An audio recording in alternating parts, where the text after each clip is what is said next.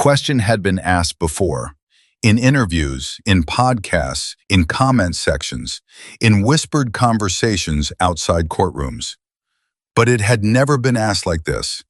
Not under oath, not in a United States Senate hearing room, not directed at the director of the Federal Bureau of Investigation, with cameras rolling and the full weight of congressional authority behind it. Senator John Kennedy leaned toward the microphone, looked directly at Kash Patel, and asked the question that millions of Americans had been asking since August 2019. Did Jeffrey Epstein hang himself, or did somebody kill him? Patel's answer came quickly. Senator, I believe he hung himself in a cell in the Metropolitan Detention Center. Clean, rehearsed, final. The kind of answer designed to close a door. But Kennedy had not come to that hearing room to accept closed doors. He had come to force them open. And what followed that single exchange exposed something far more troubling than a disputed autopsy. It exposed a pattern of institutional silence around a case that has never, not once, in the years since Epstein's death, been fully explained to the American public. To understand why that moment hit so hard, you have to understand what was already known before Kennedy asked his question. Jeffrey Epstein died on August 10, 2019, in a cell at the Metropolitan Correctional Center in New York City. He had been arrested 5 weeks earlier on federal sex trafficking charges. He was, by any measure, the most high-profile prisoner in the United States at that moment. A man whose name had appeared in flight logs alongside presidents, princes, prime ministers, and billionaires.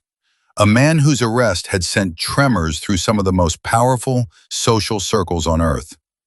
A man whose cooperation with prosecutors, or lack of it, could have implicated dozens of individuals whose names the public has never officially heard. He was supposed to be on suicide watch. He was supposed to be monitored around the clock. The system designed to keep him alive failed in ways that, taken individually, might each have an explanation. Taken together, they form a picture that professional investigators have described as deeply irregular. The cameras positioned outside his cell malfunctioned. Both guards assigned to watch him fell asleep during the same shift. The automated recording system that should have captured everything that happened that night produced footage that was later described as unusable. The cell he was placed in had previously housed another inmate who had been found nearly dead under suspicious circumstances weeks earlier. And when the official autopsy was released, the findings were contested almost immediately, not by conspiracy theorists, but by one of the most credentialed forensic pathologists in the United States.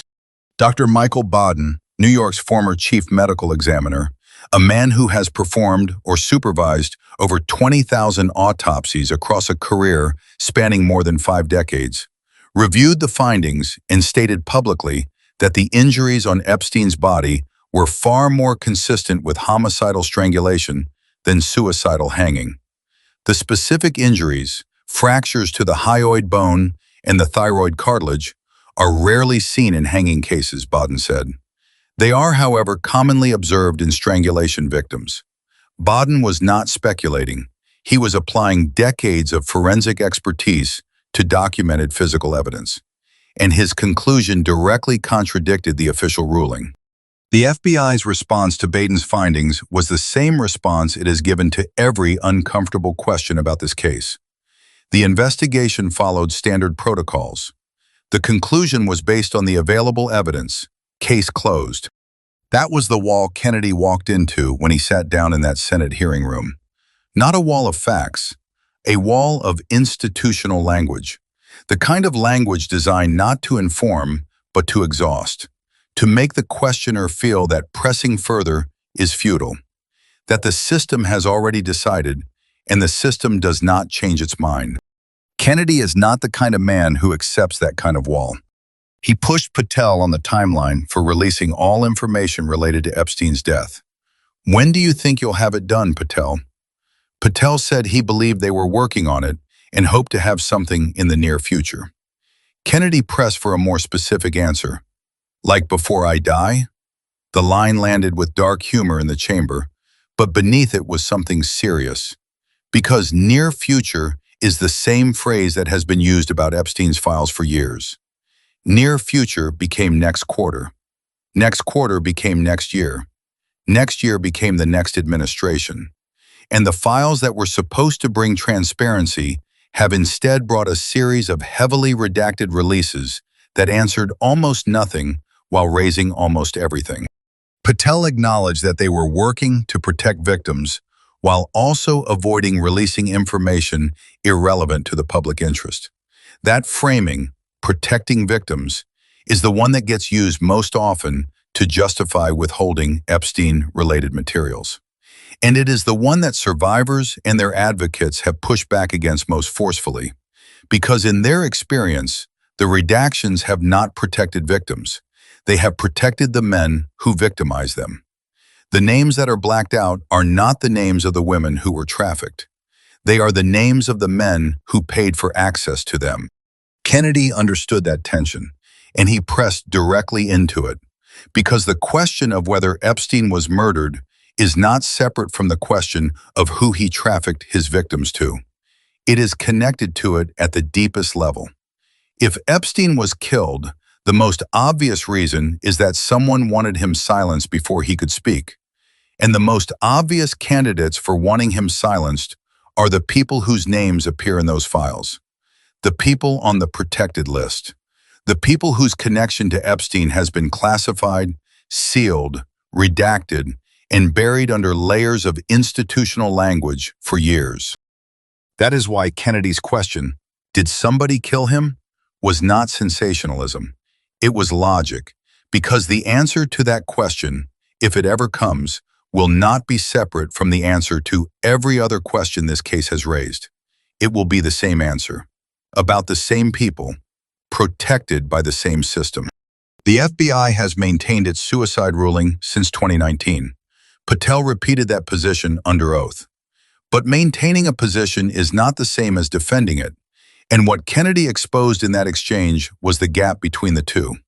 Because when he asked whether the Justice Department planned to release all information about Epstein's death, Patel did not say the information was definitive. He did not say the evidence was conclusive. He said they were working through it with the Department of Justice in a way that protects victims and avoids releasing irrelevant information. Working through it. In 2025, 6 years after the most high-profile prisoner in America died in federal custody under circumstances that a former chief medical examiner called inconsistent with the official ruling. That is not closure, that is management. And the American public has been living inside that management for 6 years. Every document released that raises more questions than it answers. Every hearing where officials acknowledge the files exist, but decline to discuss their contents. Every protected name on every classified list that gets updated quietly during each new administration without public explanation. The Epstein case has not gone cold. It has been kept carefully warm, warm enough to remain visible, cool enough to never actually burn anyone. Kennedy's confrontation with Patel was significant not because it produced new evidence. It produced no new evidence. What it produced was something harder to dismiss. A moment of institutional honesty so compressed it almost looked accidental.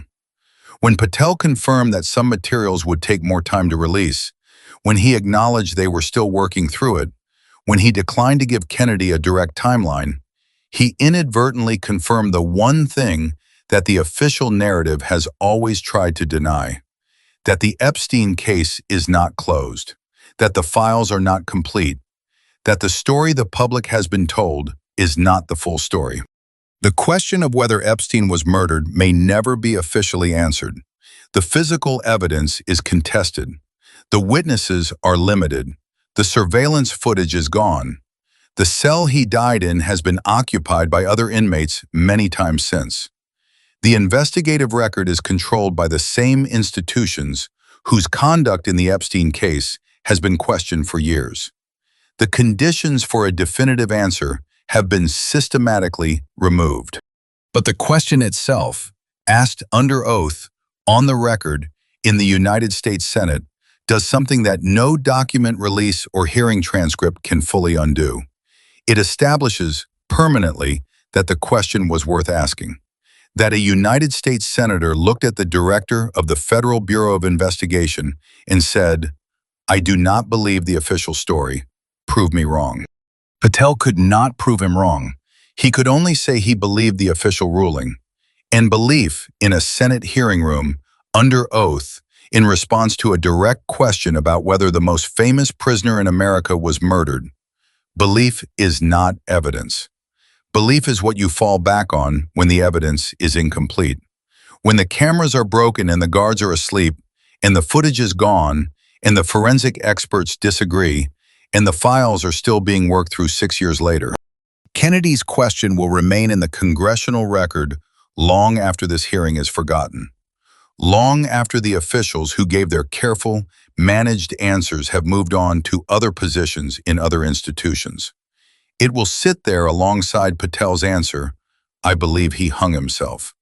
And every American who reads it will be free to weigh that belief against what they know about how this case has been handled from the beginning.